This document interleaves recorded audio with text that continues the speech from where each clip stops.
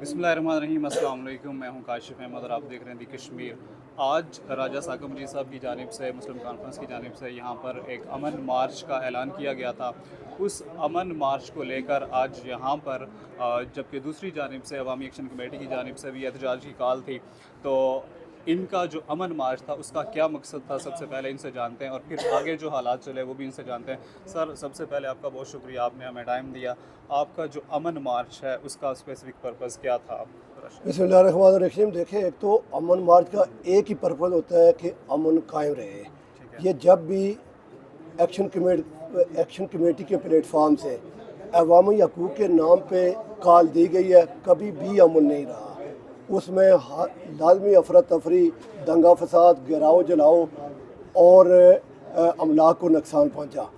गुज़िश्ता भी आपने देखा कि एक मौके पे रियासत मुखालफ, पाकिस्तान मुखालफ नारे लगाए गए, कौमी परचम उतारा गया, कायद आज़म की तस्वीर की तौहीन की गई, मुजाहिद अव्वल की कश्मीर बनेगा पाकिस्तान की तस्वीर की तौहीन की गई।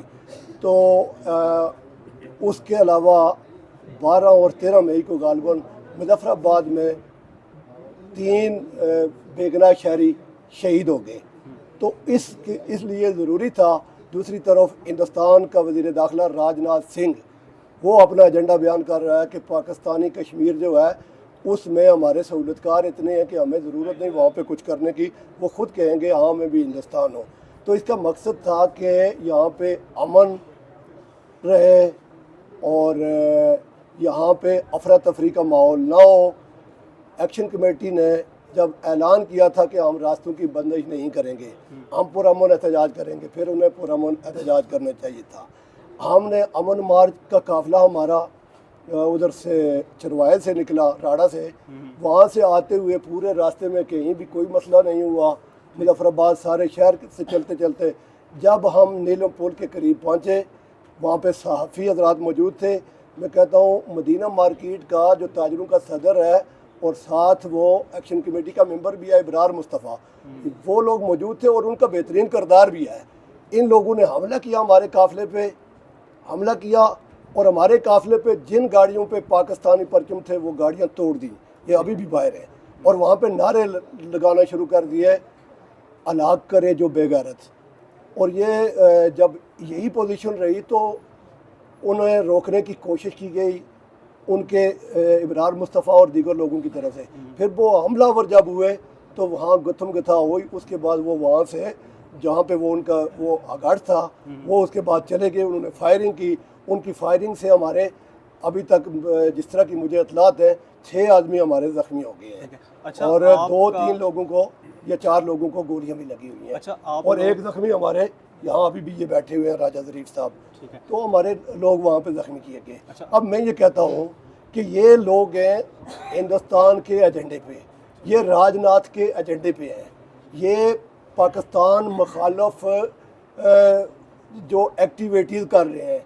ये रियासत आज़ाद जम्मू कश्मीर में अपने आप को पाकिस्तान के ख़िलाफ़ एक आवाज़ उठाकर हिंदुस्तान की खुशनुदी हासिल करने की कोशिश कर रहे हैं।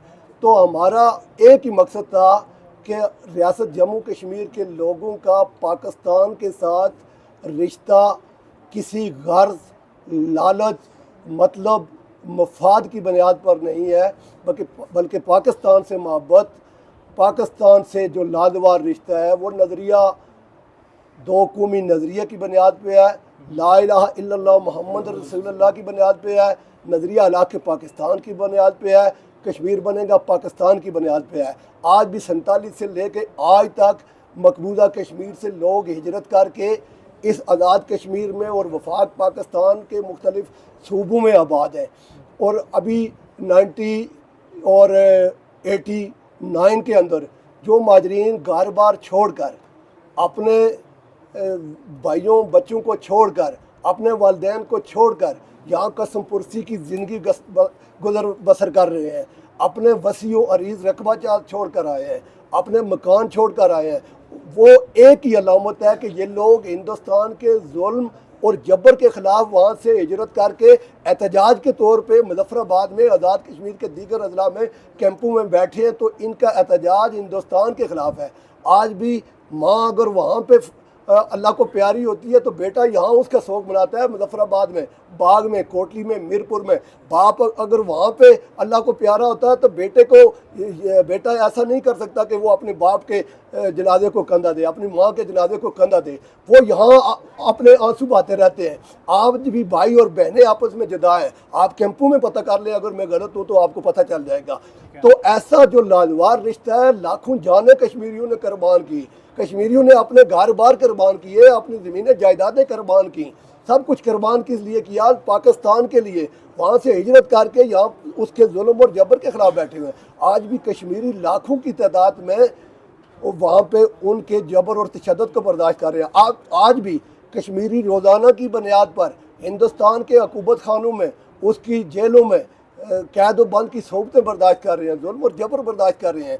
اور اس ظلم اور جبر کا بارے میں مظفر آباد میں یہ پیغام دیا جا رہا ہے، آزاد کشمیر میں یہ پیغام دیا جا رہا ہے کہ یہاں پہ آٹے اور بجلی، بات آٹے اور بجلی کی نہیں، اختلافات کی بات نہیں ہے، اختلافات اپنی جگہ، لیکن بیہودگی بالکل کہیں بھی برداشت نہیں کی جا سکتی۔ اچھا، اور آٹے اور بجلی کے لیے یا مفاد کے لیے یا چھوٹے چھوٹے مفادات کے لیے اپنے بڑے مقاصد تحریک آزادی کو پس پشت نہیں ڈالا جا سکتا، ٹھیک ہے، عام نظریے کو پس پشت نہیں ڈال سکتے۔ اور ایکشن کمیٹی کے اگر وفاقی حکومت نے، میں ان کو خراج تحسین پیش کرتا ہوں، انہوں نے اگر 80% مطالبات جو عام آدمی کے ریلیٹڈ مطالبات تھے، عام آدمی کے مفاد کے تھے، اگر وہ مان لیے گئے تھے تو آئین ساز اسمبلی اور قانون ساز اسمبلی کی باتیں اسی پہ رہنے دینی چاہیے تھی۔ اپنی کال واپس لیتے، عدلیہ کی اصلاحات ججز پہ رہنے دیتے، جسٹس صاحبان بیٹھے ہوئے وہ عدلیہ میں اصلاحات کر دیتے، تو یہ غیر ضروری باتوں پہ مذاکرات تعطل کے شکار ہوئے۔ جو عوامی ایکشن کمیٹی کے مطالبات ہیں، جو 36 مان لیے گئے تھے یا پھر جو 38 نکات ان کا چارٹر آف ڈیمانڈ ہے، آپ کیا سمجھتے ہیں کہ کیا وہ واقعی عوامی مطالبات ہیں یا پھر وہ تاجر برادری کے لیے کچھ زیادہ ان کو افورڈ کر رہے ہیں؟ دیکھیں، اگر تو وہ عوامی مطالبات ہیں تو کیا آپ عوامی مطالبات کے لیے ان کے ساتھ ہیں؟ اور اگر جو 2 مطالبات ان کے نہیں مانے گئے، ٹھیک ہے، جیسا کہ 12 سیٹوں والا معاملہ ہے، کیونکہ آپ بھی ظاہر بات ہے آپ نے بھی ایم ایل اے کے لیے الیکشن لڑا، ایک اچھے خاصے ووٹ لے کر اسمبلی میں جانا پڑتا ہے، جبکہ دوسری جانب ایک ایسا شخص جو کہ چند ووٹوں سے وہ اسٹیٹس پورا انجوائے کرتا ہے، تو کیا آپ بھی اس چیز کی مخالفت کرتے ہیں یا نہیں؟ دیکھیں، ایک تو آپ نے کہا کہ عوامی ایکشن کمیٹی کے عوامی مطالبات، عوامی ایکشن کمیٹی کون ہوتی ہے کہ مجھے وہ عوامی مطالبات یا عوامی مفادات کا بتائے؟ میں نے اپنی زندگی ساری گزاری ہے لوگوں کے حقوق کے لیے، لوگوں کی لڑائی لڑتا ہوں زندگی ساری۔ میں کسی بلا معاوضہ الحمدللہ میں نے اپنے آپ کو پیش کیا ہوا ہے۔ یہ کون لوگ ہیں؟ یہ تو جمعہ 8 دن ہوئے ہیں، یہ مصنوعی مہنگائی مارکیٹوں میں ہے، عام آدمی اپنے بچے کو کتاب خرید کے نہیں دے سکتا ہے، اتنی ہی انہوں نے مصنوعی مہنگائی رکھی ہوئی ہے۔ غریب آدمی اپنے بچے کو کپڑے خرید کے نہیں دے سکتا ہے، سالوں سال وہ کپڑے لیتا ہے، وہ بچہ چونکہ وہ مصنوعی مہنگائی ہے۔ غریب آدمی جوتا نہیں خرید کے دے سکتا ہے، غریب آدمی اپنے بچے کو 2 وقت کی باعزت روٹی نہیں دے سکتا ہے، اتنی مصنوعی مہنگائی ہے۔ یہ ان معاملات کو دیکھیں جو ان کے متعلقہ ہیں، یہ عوامی مفادات جو ان کے پاس سلب ہو رہے ہیں، یہ ان کو دیکھیں۔ باقی سیاسی کارکن جتنے بھی ہیں، جس جماعت کے ہیں، انہوں نے زندگی اپنے لوگوں کے مفادات کے لیے صرف کی ہوئی ہے۔ آج یہ کون لوگ ہیں؟ یہ آ کے ہمارے اکابرین کو گالیاں دینے شروع ہوتے ہیں، یہ کہتے ہیں وہ کرپٹ ہے، وہ بدیانت ہے۔ کون سا لیڈر غازی ملت کا، وہ مرتے ہوئے بھی وہ اپنا گھر مکان نہیں بنا کے گئے ہیں، ابھی ان کا پوتا ہے تو اس کا بھی مکان نہیں ہے۔ مجاہد اول اور ان کے خاندان کا کردار، ان کا آج بھی غازی آباد میں ان کا گھر دیکھیں اور یہاں ایک تاجر کے محل دیکھیں، یہ کہاں پہ کھڑے ہیں؟ یہ کہتے ہیں کہ کرپٹ لوگ ہیں۔ فاروق حیدر زندگی ساری 70 سال تک کرائے کے مکان میں رہا، ابھی جمعہ 8 دن ہوئے ہیں، فاروق حیدر صاحب کو لوگوں نے چندہ کر کے پیسے دے کے ان کو مکان بنا کے دیے۔ یہ کہتے ہیں پچھلے کئی دنوں سے یہ فاروق حیدر صاحب کو گالیاں اور بیہودہ بدتمیزی کر رہے ہیں، یہ کوئی اور ایجنڈا پروموٹ کرنا چاہتے ہیں، یہ کوئی اور کسی ایجنڈے پہ کھڑے ہیں۔ اور اگر راج ناتھ نے یہ کہا تھا کہ ہمیں وہاں ضرورت نہیں ہے، وہاں کشمیری خود کہیں گے میں بھی ہندوستان ہوں، تو ان کو سمجھنا چاہیے تھا۔ ان کے پاس وفاقی وزراء آئے تھے، 80% عوامی مسائل تھے، وہ تسلیم کیے جا چکے تھے۔ اگر عوامی مسائل کی بات ہوتی، انہوں نے وہ باتیں کی ہیں جو ان کے ڈومین میں نہیں آتی۔ اگر یہ آئین ساز اسمبلی میں، قانون ساز اسمبلی میں کچھ نیا کرنا چاہتے ہیں تو بائی الیکشن میں آئیں، الیکشن میں حصہ لیں اور الیکشن لڑ کے جیت کے آئیں، اپنی مرضی کی آئین سازی، قانون سازی کر لیں۔ اور دوسرا، اب یہ کہتے ہیں عدلیہ میں اصلاحات، کیا وہاں پہ جو جسٹس صاحبان بیٹھے ہوئے ہیں وہ اصلاحات کریں گے یا میں ایک سیاسی کارکن کروں گا، یا مرغ بیچنے والا، سریا بیچنے والا، یا گارمنٹس والا، یا کسی اور دکان والا وہ کرے گا، یا کوئی ٹیچر کرے گا، یا کوئی ڈاکٹر کرے گا؟ یہ تو ایسی بات ہے کہ آپ ایک ٹیچر کو کہیں کہ تو ہارٹ کے پیشنٹ کا جو ہارٹ اپنا اس کا آپریشن کر، یا اس کو یہ بولے کہ جگر کا ٹرانسپلانٹ ایک استاد کرے۔ یہ کام اسمبلی کا ہے، جنہوں نے اسمبلی میں کوئی قانونی رد و بدل کرنی ہے، آئین سازی میں، یا جنہیں لگتا ہے کہ اسمبلی ٹھیک نہیں ہے وہ آئیں الیکشن لڑیں۔ میں 3 الیکشن لڑا ہوں، مجھے الیکشن ہرایا گیا ہے، دنیا جانتی ہے مجھے الیکشن رات کی تاریکی میں ہرایا گیا ہے، پورے آزاد کشمیر کے رزلٹ آ گئے تھے، میرا رزلٹ دوسرے دن 11 بجے آیا ہے، تو میں اس کے باوجود عوامی جدوجہد میں کوشش میں لگا ہوا ہوں۔ میں روزانہ لوگوں کے ساتھ ہوتا ہوں جہاں لوگ مجھے پکارتے ہیں، مجھے یہ نہ بتائیں اگر پھر بھی انہوں نے عوامی مفادات میں باتیں کی ہیں، وہ اگر عوامی مفادات میں کوئی بھی آپ آواز اٹھائیں گے میں آپ کے ساتھ کھڑا ہوں گا، صحافی اٹھائے گا، ٹیچر اٹھائے گا، یا کوئی ریڑھی والا اٹھائے گا عوامی مفادات میں آواز، تو ہم عوامی مفادات میں خود بھی کھڑے ہیں، اگر کوئی دیگر بولے گا ہم اس کے ساتھ بھی عوامی مفادات میں کھڑے ہیں۔ لیکن عوامی مفادات کی آڑ میں، آٹے اور بجلی کی آڑ میں ایجنڈا کوئی اور ہو، ایجنڈا توقیر گیلانی والا ہو جو مظفر آباد میں اس نے وہ جنازوں میں جو ہے ایک تقریر کی تھی، جو جب مظفر آباد کے بچے شہید ہوئے، اس نے کہا کہ یہاں پہ ہمیں آٹے بجلی کا مسئلہ نہیں ہے، ہم تو یہاں پہ آرمی کو رول بیک کرنا چاہتے ہیں۔ عوامی مفادات کی بات تھی تو امیر مقام صاحب مذاکرات کر رہے تھے، انہوں نے کہا فوج بارڈر پہ ڈیوٹی کر رہی ہے، فوج شہادتیں پیش کر رہی ہے، تو اس عوامی ایکشن کمیٹی کا ایک ممبر کہتا ہے فوج وہاں کیوں رکھی ہوئی ہے، فوج کو واپس کر دیں بارڈر سے، ادھر بھی کشمیری ہے ادھر بھی کشمیری ہے، فوج آپ نے کیوں رکھی ہوئی ہے؟ اس کا کیا مطلب ہے؟ ابھی مظفر آباد میں ہندوستان نے میزائل داغے ہیں، تو فوج اگر نہیں ہے تو واپس جواب دے دیتے۔ مظفر آباد میں بھیڑ بکریوں کی طرح لوگ گھروں سے نکل کے بھاگ رہے تھے، اگر یہ فوج نہ ہوتی، فوج کھڑی ہے تو ہم محفوظ ہیں، فوج محفوظ ہے تو ہمارا تحفظ ہو رہا ہے، تو ہم پاکستان کے ساتھ بغیر کسی مفاد، لالچ اور غرض کے کھڑے ہیں۔ پاکستان زندہ باد۔